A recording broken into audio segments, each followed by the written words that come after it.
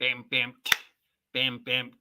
You see me now, the victim of the OGL wars. My mind is a window, there's not much left to explore. That's right, boys and girls. October is rapidly coming to an end. We're looking down the pipeline towards the end of one of the most interesting years in the history of our hobby in a while. From January and Wizards of the Coast's bizarre attempt to destroy the OGL and gaming as we know it, up till today with, hey, let's back ACKS 2 because it's going to be the new Heartbreaker because we've already forgotten Shadowdark. Yeah, that's where we are today. So, just to remind everybody, as we know, at the end of January, several companies came forward and said, fuck you, Wizards of the Coast. I'm going to do the same thing you're doing, but I'm going to do it better so people have an option and can come over and do my game.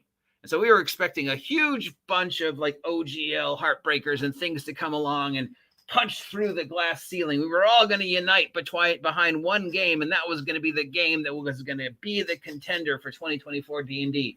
And so far, that game was Shadowdark until this week. But what about the other companies? What about the other companies who said, you know what, I want to present you with an alternative to 5th edition.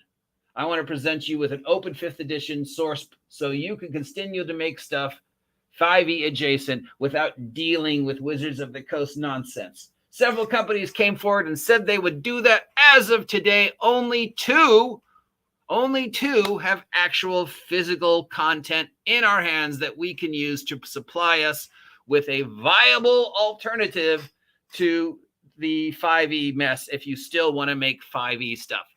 As for OGL stuff, i.e.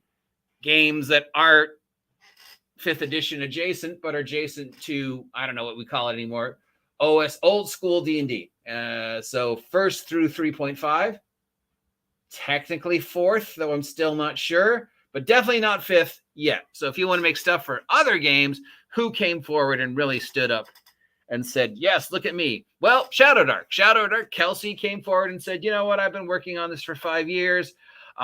It's ready to go. I'm just going to scrub the stuff that connects it to D&D and release it as his own things. And whatever happens, happens. If people get behind it, great. If not, at least I can say I did it. And boy, did people get behind it. Boy, did people jump on the Kelsey Dion bandwagon. Even people you wouldn't suspect were jumped on the bandwagon.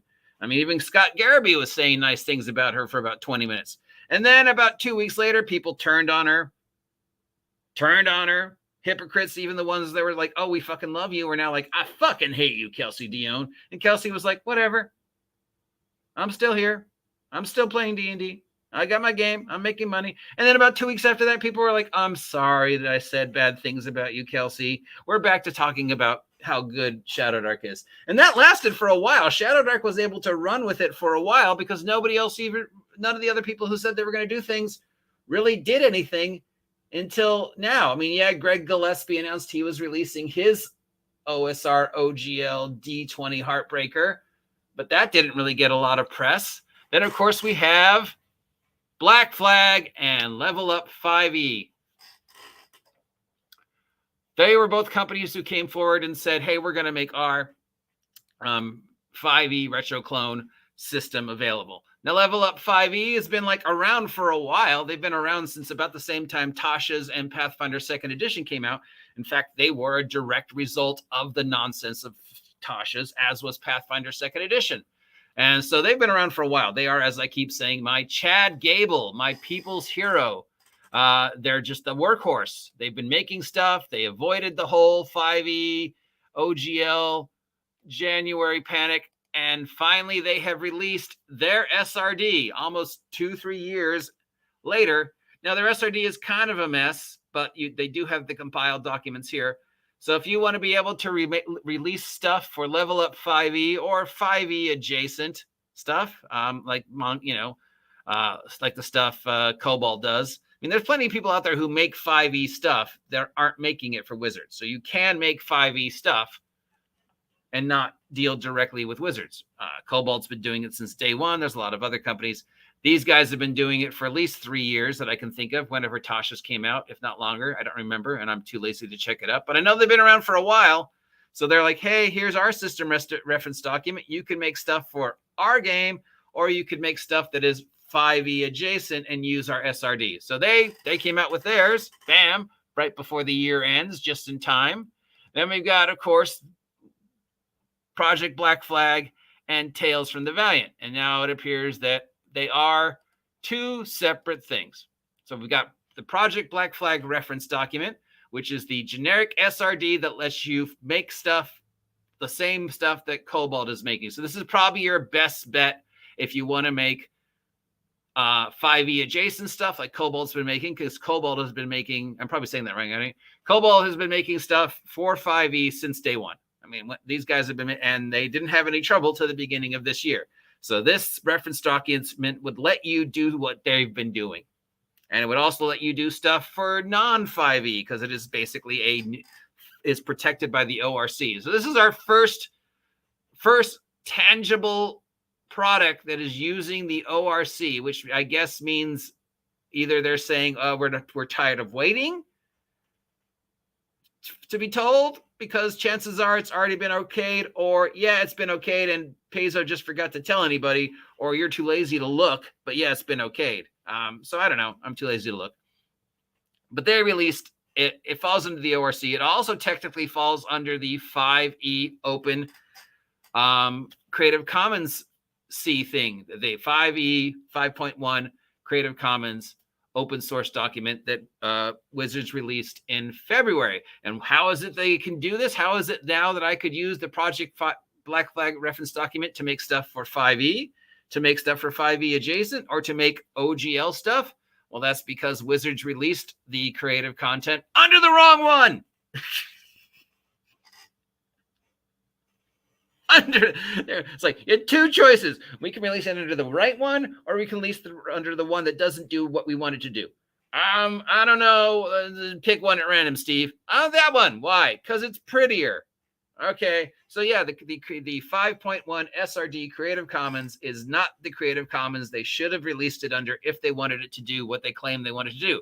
So basically that allows Project Black Flag to release this document saying, fuck, go ahead, make it. We'll protect you. Now, there's also the Tales from the Valiant. Tales from the Valiant is campaign specific, and they have the alpha playtest available for $19, or the PDFs out there, which you can still find, or you could just wait for it to come out. It should be any day now, since the Kickstarter is already over. Probably they're waiting to January. We'll get to that in a second. So yeah, this is probably your best bet. So if you want to continue to make stuff for 5th edition, the same way Cobalt has been making it, this is probably your best bet. If you want to make stuff under the, the OGL, and release, anything that is D20 adjacent that uses what we now refer to as the OGL, strength, dex, con, intelligence, wisdom, charisma, roll a D20. Yeah, this is probably your best bet right now. Link down below if you want to release some stuff. Then, of course, we had the announcement of Adventures Conqueror King 2nd edition, which has already beaten its planned and is looking to be another $1 million heartbreaker. So this is the OSR has jumped off the Kelsey Dion bandwagon. They have jumped off the Greg Gillespie Dragon Slayer bandwagon, and they have significantly locked themselves behind the Adventurers Conqueror King. This is the new cool game.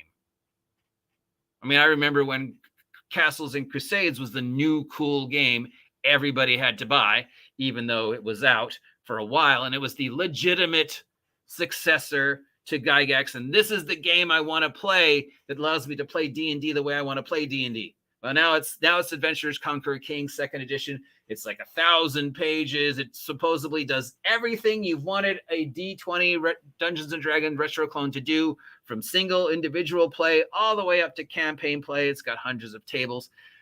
So yeah, this is the new shining star. This is the new game to back, in the hopes that this might be the game that unites the OSR as the single guiding light against the ever-present Dark Lord that is Wizards of the Coast and the mess that is 2024 D&D.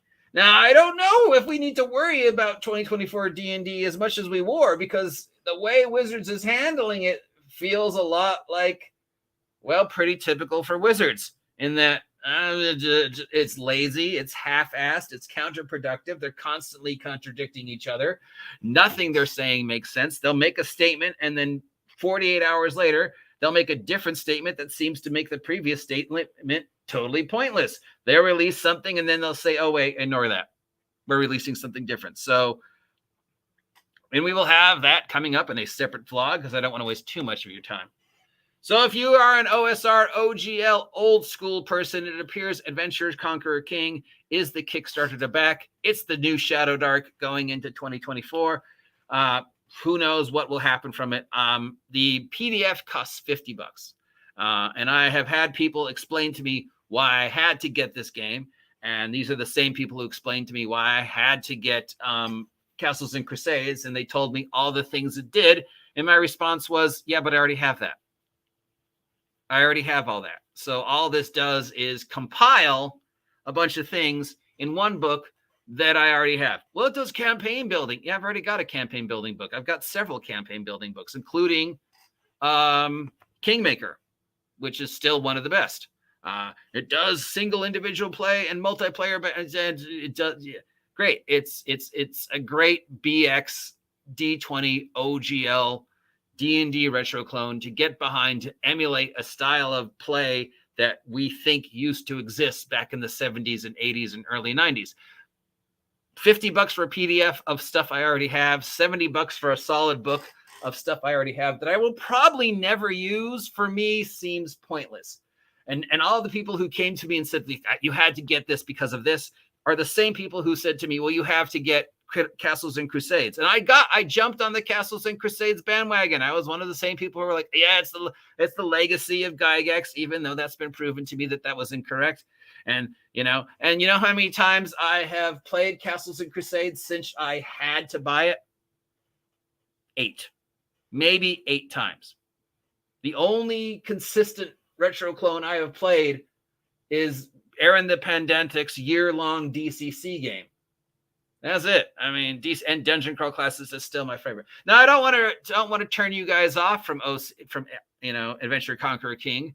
I wish the guy a lot of luck. I hope it does well. I think it's kind of weird that people have sort of already, like abandoned Kelsey and Shadowdark, and they're like, now, and this is the new Shadowdark. But now, in Kelsey's detriment, the physical product that is still not available. So if you wanted to get a Shadowdark POD right now, you can't.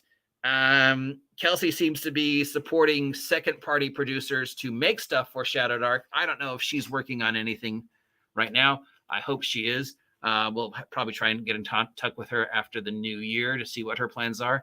So right now, it's just wait and see. What will Wizards of the Coast do between now and February to either cement that, hey, maybe 6th edition isn't so bad, or what can we do that's way more self-destructive than January? Because it's going to be hard to top January 2023 and just uniting an entire community against you.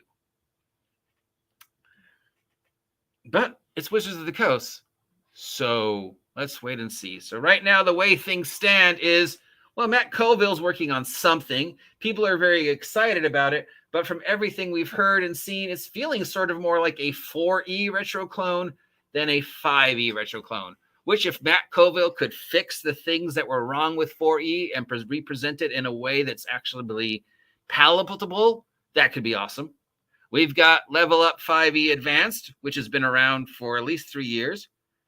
And then we've got Project Black Flag, the SRD that allows you to pretty much do everything the OG we've been doing for the past 10 years using the OGL. So if you want to continue things as we know them, that's probably the best one to use. Then we've got C7D20, who is releasing product for a game system that doesn't exist yet. So that's weird, but okay. Then we've got DC20, another retro clone. They've got their alpha test available for $14. How are they going to be the game that beats D&D for 4E or 5E or 6E or whatever they're calling it? They claim they are, but we haven't seen anything from them to really convince me. And then, of course, there's Daggerheart, which we went over yesterday, and where things stand with our friends in Calabasas, which at our 15-minute mark, going into almost the end of 2023, since the year began with the OGL wars, what have we accomplished? What has changed? Is Wizards of the Coast still going to release whatever the fuck Wizards of the Coast is going to release in 2024, and there's really nothing we can do about it? Yep. Now I'm proud of my little part in the OGL wars at the beginning of the year. I'm was angry like everybody else. I was excited by everybody else. And when all the announcements were made, I was like, yeah, but I'm already backing Castles and Crusades. Yeah, I'll back Kelsey Dion, not because I'm a white knight, but because I've known her for 4 years and I appreciate the product she's done. Hey, yeah, I would love to see what Coville does. Hey, yeah, this Project Black Flag thing sounds cool. And plus it uses the word Black Flag, and I love pirates. But now I'm like, it's a war I fought, that I already fought, that I've been fighting for almost 50 years. And at the end of which the landscape pretty much is the same. Wizards of the Coast is still going to Wizards of the Coast. And the old school OSR is going to continue to be the old school OSR. The Sparkle Trolls are still going to continue to be the Sparkle Trolls. And then there's going to be the people like me in the middle who are just like, I'm tired. I just want to play elf game. Wouldn't it be nice if I can invest half the amount of energy I spend bad-mouthing Wizards of the Coast and bad-mouthing the OSR with actually playing this game that I was supposed to be? I'm supposed to be excited about ASCK 2? Fine. Invite me to play a game. Otherwise, yeah, I'm not going to spend $50 on a PDF I'm never going to use. That's just bottom line. If you think it's something you're going to use, if you think it is the new heartbreaker that you need to back because it's going to answer all your OGL questions and give you that one game you need to continue playing D&D the way you think D&D should be played, then by all means, if you have that income, back ACKS 2. But if you're like me and you're like, but I already have this, then I don't know. Maybe there's enough OGL OSR retro clones now. I think we're up to 5,000. I don't know. I'm just wasting your time here. Don't listen to me. As we know, I'm just one little man on an island off the coast of Costa Rica with opinions that are often seen as bad and not very, and I'm often told I'm an idiot who didn't do his research. And I'm tired. So, yeah, it's time to take a break and then look on our favorite part of the week, Wizards of the Coast. I'll be back in a second. See you guys. Stay off my land.